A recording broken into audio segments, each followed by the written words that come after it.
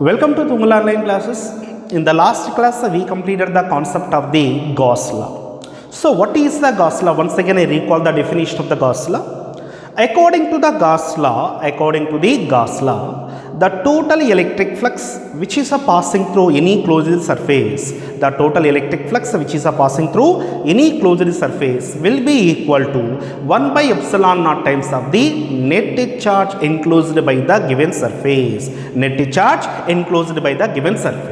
So, according to the Gauss law, how can we define the total electric flux which is passing through any closed surface will be equal to 1 by epsilon naught times of the net charge enclosed by the given surface.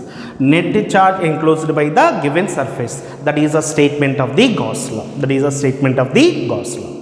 Okay, where we are using the Gauss law? Means by using the Gauss law, we can find the electric field intensity which is produced by the charge distributed objects. How many types of different charge distributed objects are there? Means already in the last class also we discussed there are three different types of charge distributions are there. What are they? One is linear charge distribution, second one is about surface charge distribution, third one is about volume charge distribution. So for such type of objects, to find the electric field intensity, we are using the Gauss law. And one more term is also needed, one more surface is also needed to find the electric field intensity due to the charge distributed objects. That is nothing but Gaussian surface. Very, very important. How can we define the Gaussian surface? How can we construct the given Gaussian surface? See, the first point is the Gaussian surface is an imaginary surface. The Gaussian surface is an what? Imaginary surface which can be constructed. The Gaussian surface should be what? Imaginary surface which can be constructed around the given charge distributed object. What is the first point regarding the Gaussian surface? To find the electric field intensity due to the given charge distributed objects, we must construct the Gaussian surface around the given charge distributed objects. So here, how can we construct the given Gaussian surface? Means there are 3 or 4 points are there. These 4 points we must remember while you are constructing the Gaussian surface. First point is what? Gaussian surface should be the imaginary surface and which can be constructed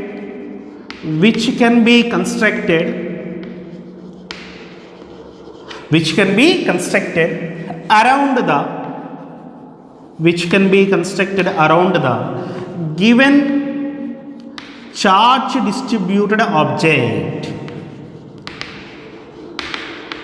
given charge distributed object. So like that we have to construct the given Gaussian surface. Once again, how can we construct the given Gaussian surface? Gaussian surface should be an imaginary surface that should be constructed around the given charge distributed objects. And the second point is about the Gaussian surface should be symmetrical.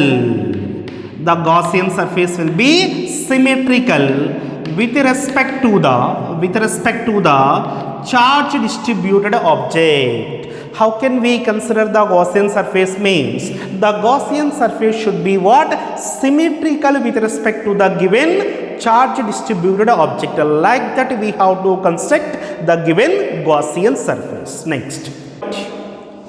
So once you construct the Gaussian surface, at each and every point on the Gaussian surface, the magnitude of the electric field intensity must be same. Like that you have to construct the Gaussian surface. Once again, how can we construct the Gaussian surface? At each and every point on the Gaussian surface,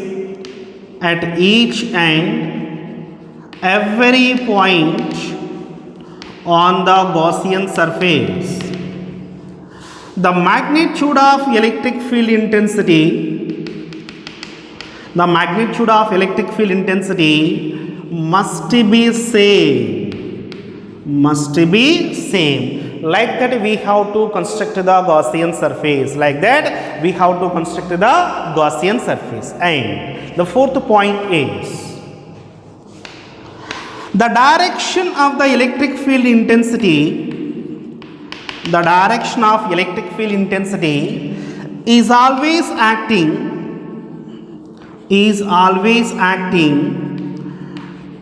radially outwards from the given Gaussian surface.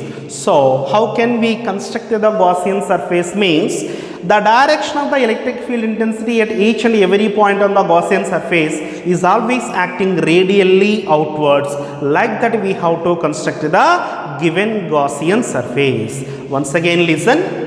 To find the electric field intensity due to the given charge distributed object, we have to construct one Gaussian surface. What is the Gaussian surface and how can we define the Gaussian surface? The Gaussian surface should be the imaginary surface which can be constructed around the given charge distributed object. And second point is, and how can we construct the Gaussian surface? Means that a Gaussian surface should be symmetrical with respect to the charge distributed object. Like that we have to construct the Gaussian surface. Next, at each and every point on the Gaussian surface, the magnitude of the electric field intensity must be same. Like that we have to imagine the Gaussian surface. And what about the direction of the electric field intensity? At any point on the Gaussian surface, the direction of the electric field intensity will be always acting radially outwards. Like that we have to construct the given Gaussian surface for finding the electric field intensity due to the given charge distributed object. Okay, now in the Gauss law there are three different applications are there. So first one is about electric field intensity due to the long charged wire. Second one is about infinite plane sheet of charge. Third one is about conducting charged spherical shell.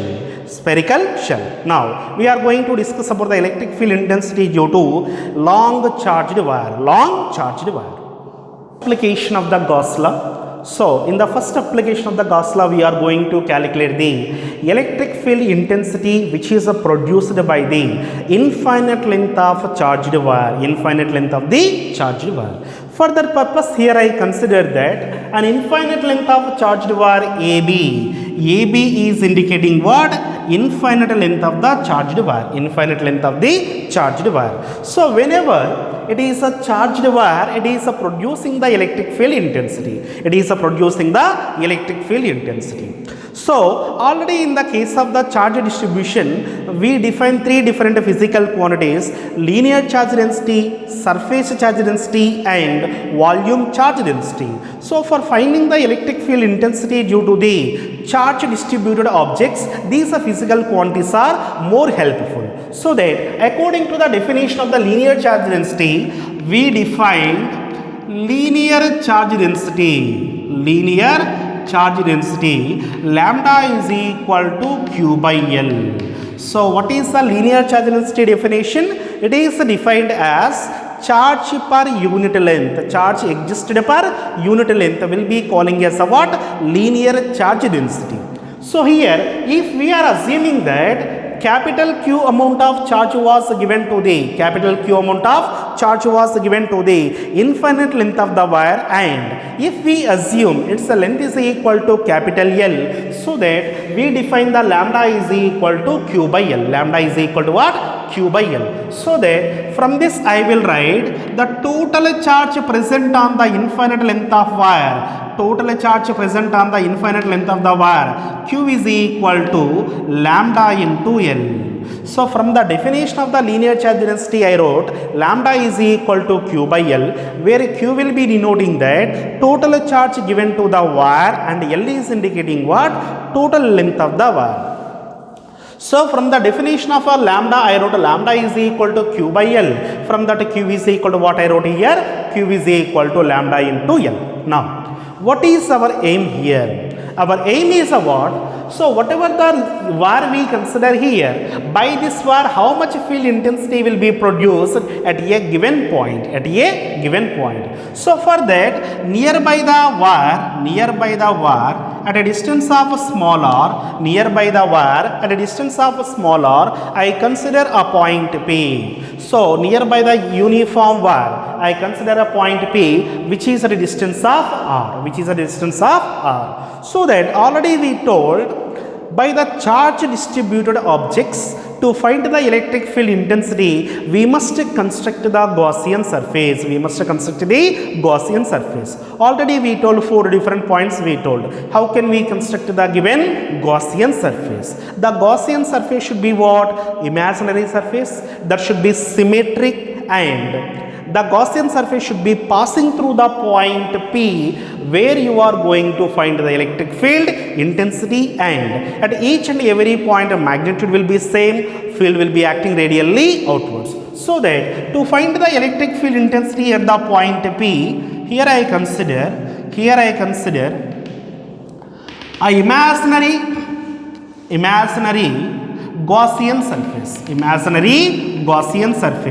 which should be symmetrical, like this. One cylindrical Gaussian surface will be constructed. Which type of shape I consider there? I consider the cylindrical Gaussian surface will be constructed around the given charged wire,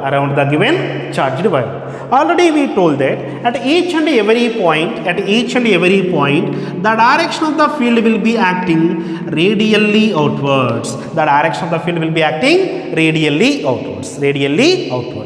So by using the Gauss law, we have to calculate the field intensity. What is the Gauss law? According to the definition of the Gauss law, we know that total flux passing through any closed surface is equal to Q by epsilon naught. According to the statement of the Gauss law, the total flux which is passing through any closed surface is equal to Q net by epsilon naught, where Q net is indicating what? Net charge present within the given closed surface. So, and the Gauss law can also to be written as surface integral E bar dot ds bar.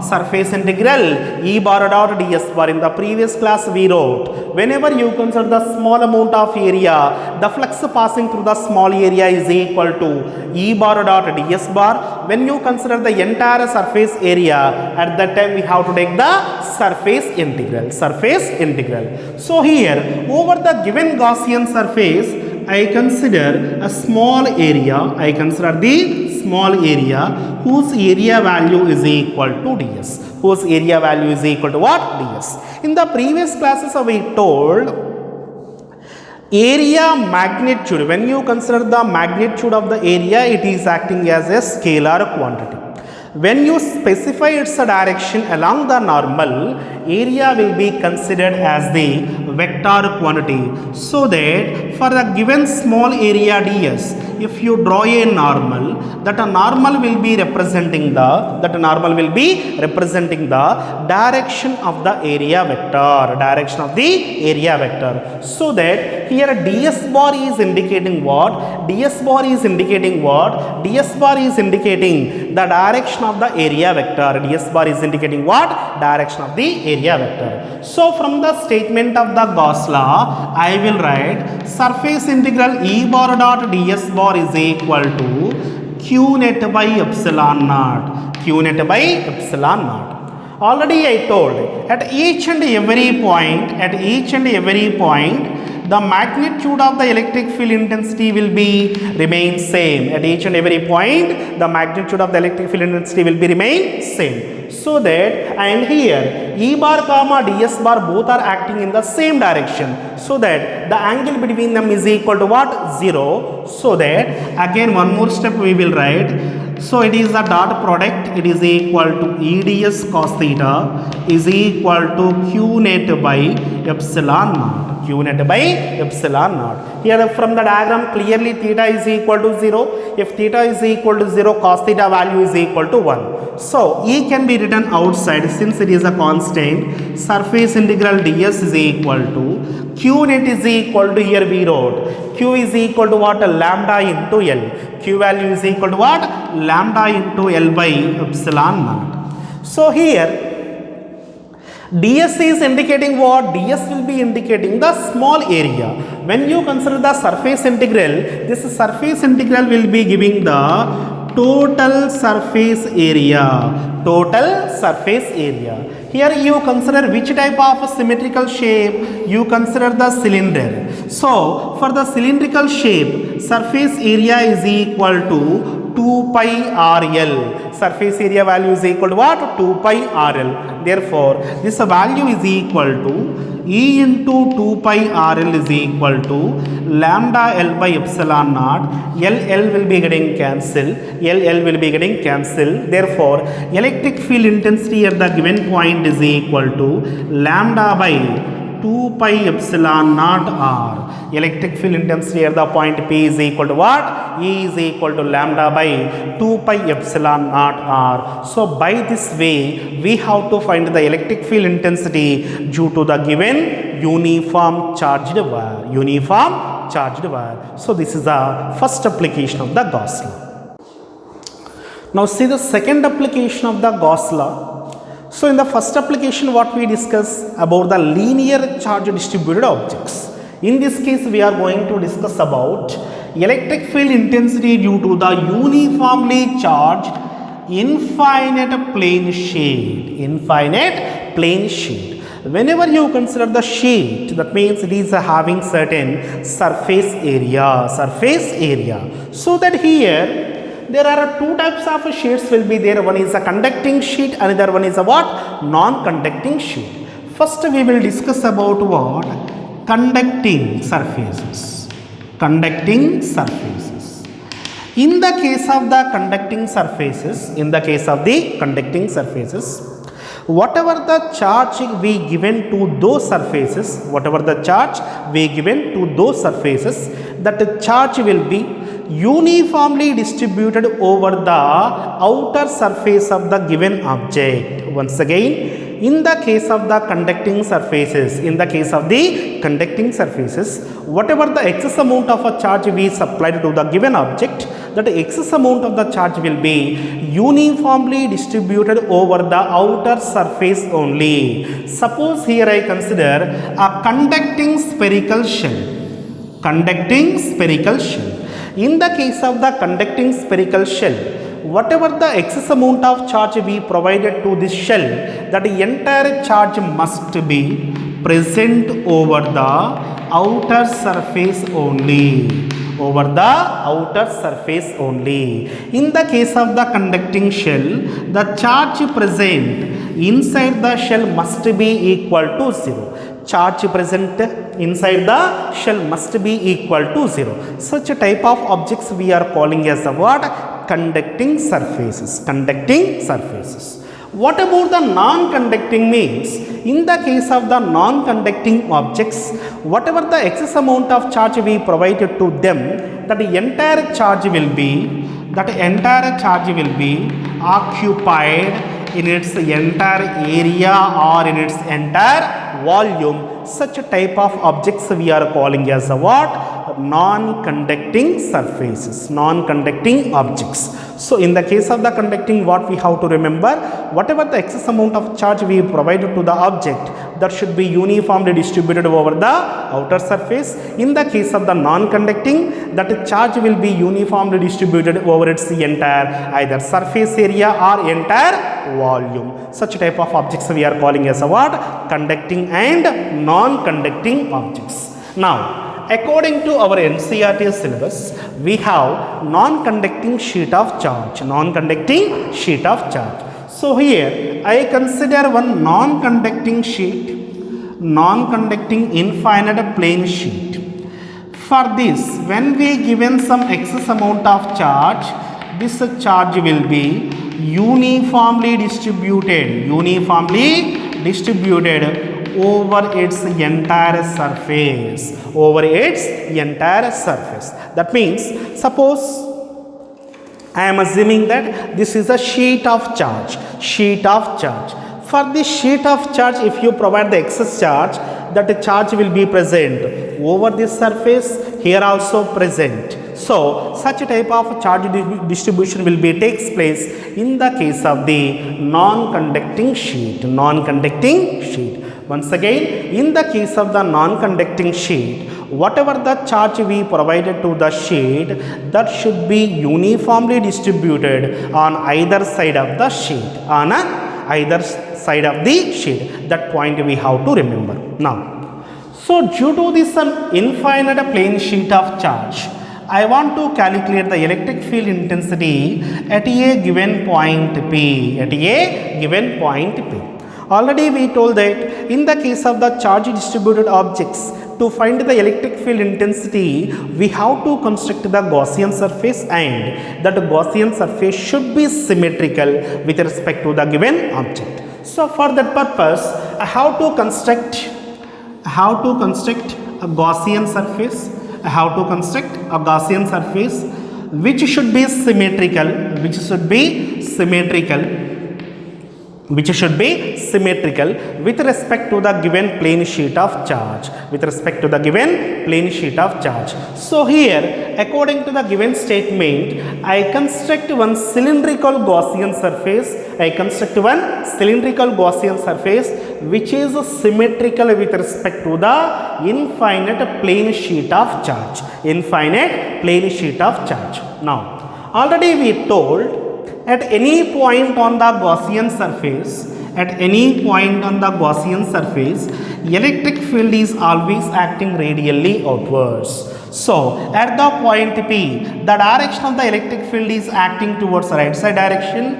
If you consider one more point Q on the another Gaussian surface on the another side, at that point Q, the direction of the field will be acting towards left. Why? Since the charge will be uniformly distributed on either side, due to the charge present on this side, the field at this point will be acting outwards, and due to the charge present on the another side, again the field will be acting away from the given plane sheet of charge.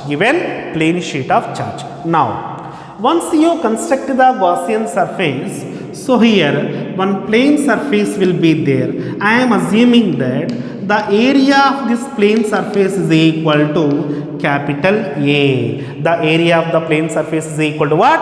Capital A. Since it is a cylindrical one, whatever the flux that is produced by the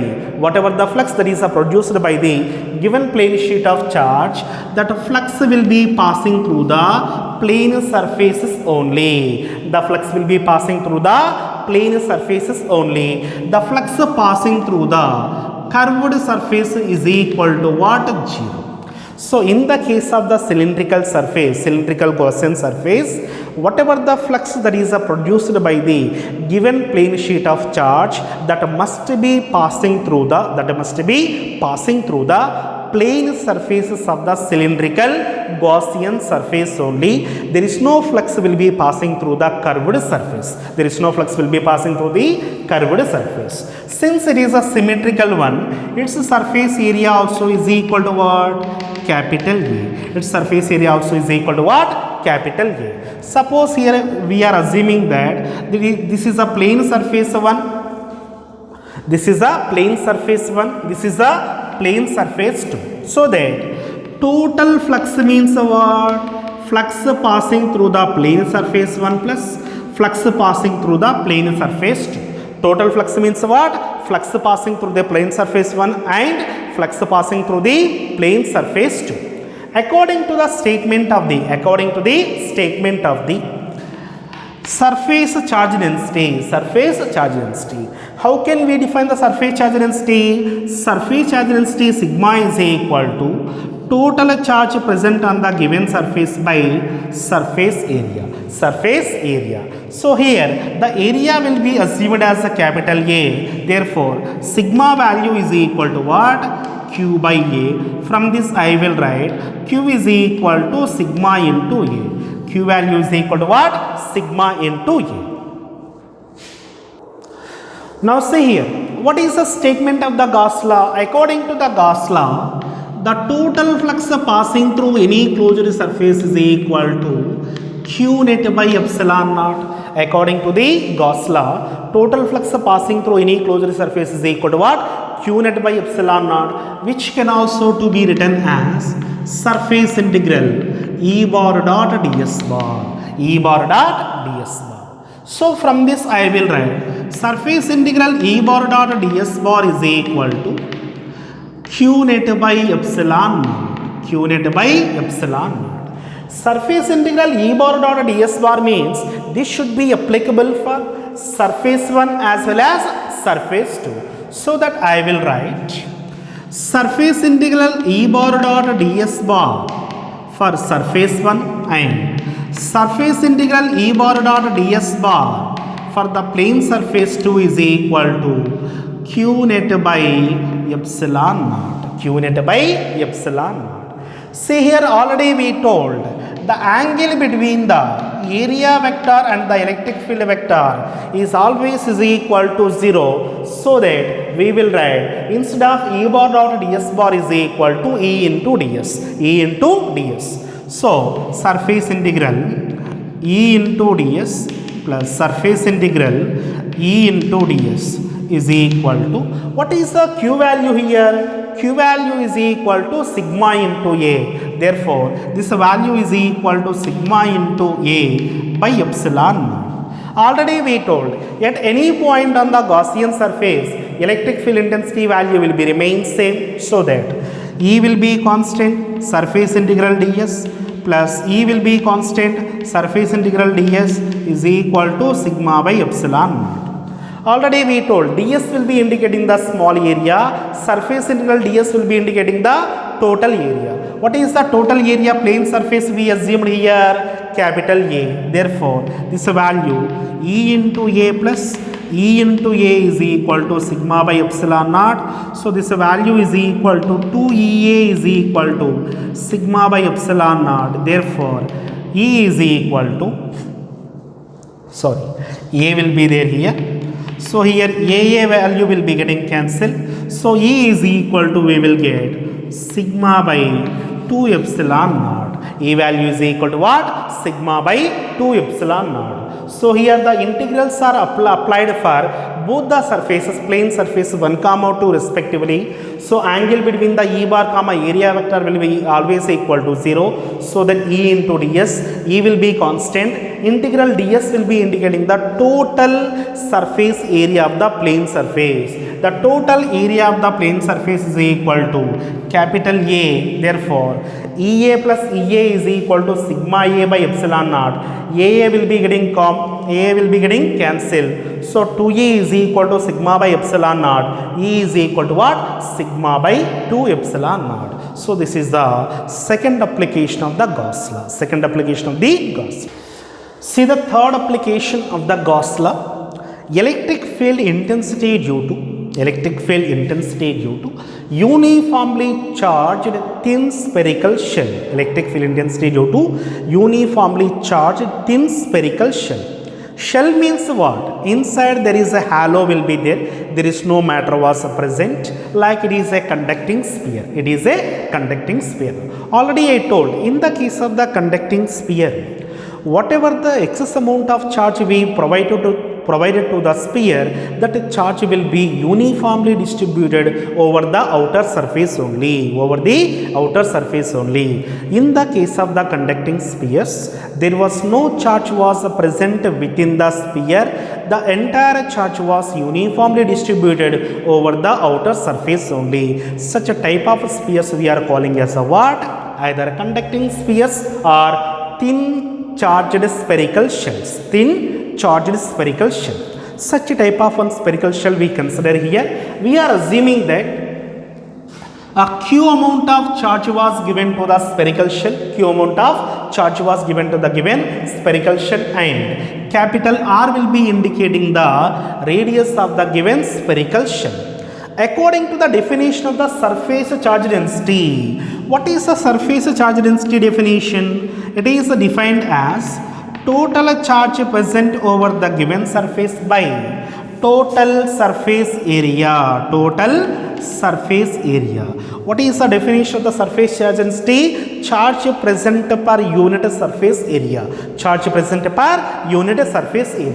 According to the given assumption, I am assuming that Q will be the charge given to the spherical shell and a capital R will be indicating what? Its radius. Therefore, sigma can be written as sigma is equal to charge by surface area of the spherical shell is equal to surface area of the spherical shell is equal to what? 4 pi r square. From this I will write total charge distributed over the surface is equal to total charge distributed over the surface is equal to Q is equal to sigma into 4 pi r square.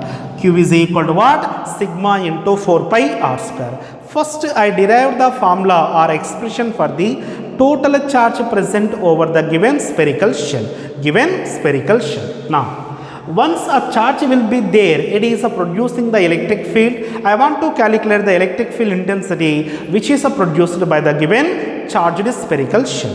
Here three different cases are there. First we will consider the point outside the point, on the surface and inside the point. Case 1. So in case 1 we consider at outside point. What is the meaning of the outside point? So here I consider the spherical shell. Whatever the spherical shell we assumed, that spherical shell will be considered. Its radius is equal to capital R and which is uniformly charged means the charge will be uniformly distributed over the outer surface. Charge will be uniformly distributed over the outer surface. Now, where I want to calculate the electric field intensity at the outside point. Outside point means whatever the point you assume, that point P should be outside the given spherical shell. Such type of point we are calling as a what? Outside point. So in the case 1 where we are going to calculate the electric field intensity, we are going to calculate the electric field intensity at the outside point P. So once you assume the point P, you must construct the Gaussian surface that should be symmetrical with respect to the given charged object and that is also passing through the given point P, so that I can construct a symmetrical Gaussian surface with respect to the given charged object. I construct what? Symmetrical Gaussian surface with respect to the given charged object, whose radius I am assuming that small r. So whatever the Gaussian surface I constructed around the given spherical shell, for that Gaussian surface I am assuming that its radius is equal to small r. Its radius is equal to what? Small r. Now, once you construct the Gaussian surface, already we discussed at each and every point, the electric field is always radially outwards and also normal to the given Gaussian surface Now, at the point P, I imagine a small area ds. At the point P, I imagine small area ds. When you consider the small area ds on the Gaussian surface, through that surface of ds, small amount of the flux will be passing. What is the flux passing through the ds? Flux passing through the ds is equal to E bar dot ds bar. Flux passing through the surface ds is equal to what? E bar dot ds bar.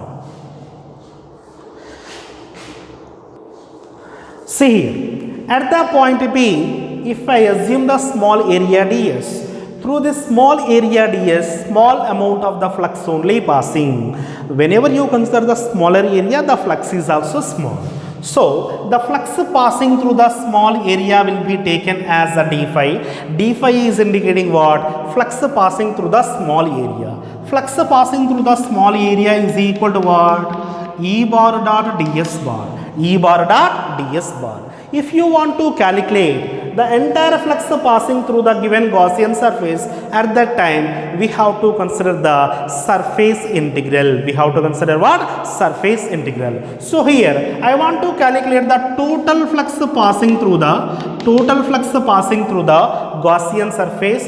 Total flux passing through the Gaussian surface is equal to surface integral d phi. Surface integral d phi is indicating what? Total flux passing through the entire Gaussian surface, which is equal to surface integral E bar dot ds bar. Surface integral E bar dot ds bar. According to the statement of the Gauss law, that value is equal to what? 1 by epsilon naught times of net charge enclosed by the given surface. Net charge enclosed by the given surface. Now, see here, surface integral E bar dot ds bar is equal to surface integral E bar dot ds bar is equal to Q net by epsilon naught. Q net by epsilon naught. What is a Q net? Total charge present within the Gaussian surface. So this is a Gaussian surface. Within the Gaussian surface, how much charge was present? Small q only. So that here Q net value is equal to what? Small q only. What amount of charge was present within the Gaussian surface? Small q only. Therefore, surface integral E bar dot ds bar is equal to Q net value Q by epsilon naught. Already we know that at any point on the Gaussian surface, electric field intensity will be remain same, so that E is equal to, E will be constant, surface integral ds is equal to Q by epsilon naught. Surface integral ds is equal to what? Q by epsilon naught. What is the surface integral ds? Which is giving the total surface area. It is like a sphere with the radius of smaller. So the surface area of the sphere is equal to 4 pi r square. Surface area of the sphere is equal to what? 4 pi r square. Therefore, E into this entire value is equal to what? 4 pi r square. 4 pi r square is equal to Q by epsilon naught. Therefore, we need the capital E value. If you simplify this, you will get E is equal to what? 1 by 4 pi epsilon naught Q by r square. 1 by 4 pi epsilon naught Q by r square. Whenever the point P will be outside the sphere, outside the given spherical shell, at that time the electric field intensity formula is equal to what? E is equal to 1 by 4 pi epsilon naught Q by r square. This is our case 1. This is case 1. Now, see the case 2.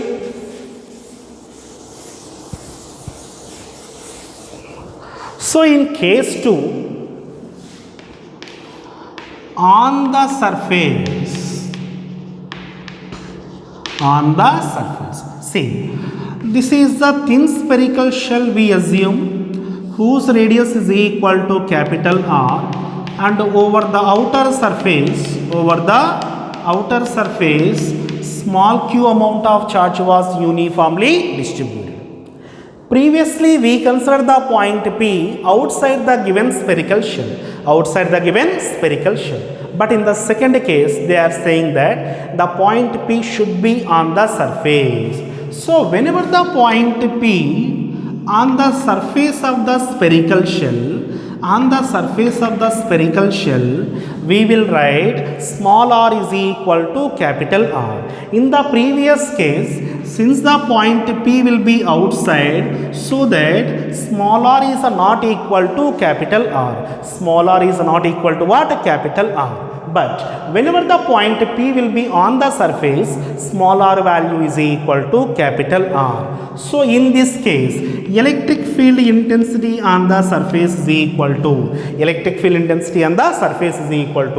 when the point P will be on the outside, what is the formula you got? E is equal to 1 by 4 pi epsilon naught Q by r square. First I will write that formula only, 1 by 4 pi epsilon naught Q by r square. But here, small r value is equal to what? Capital R. Small r value is equal to what? Capital R. Substitute this value here. Therefore, electric field intensity on the surface is equal to 1 by 4 pi epsilon naught Q by R square. Electric field intensity on the given surface is equal to what? 1 by 4 pi epsilon naught Q by R square. This is the second case. Now see the case 3. In case 3, at inside point, that means we have to consider the point P which was present inside the spherical shell. Inside the spherical shell. So this is the uniformly charged spherical shell. Over the surface, a Q amount of charge was uniformly distributed. So here I consider the point P at a distance of small r from its center, and that should be kept inside the spherical shell. Now I want to calculate the electric field intensity at the point P. So to find the electric field intensity at the point P, we must construct the Gaussian surface. We must construct the Gaussian surface with the radius of small r, and that Gaussian surface must be passing through the point P. If you observe from this diagram clearly, so this is a Gaussian surface. So inside the Gaussian surface, there is no charge was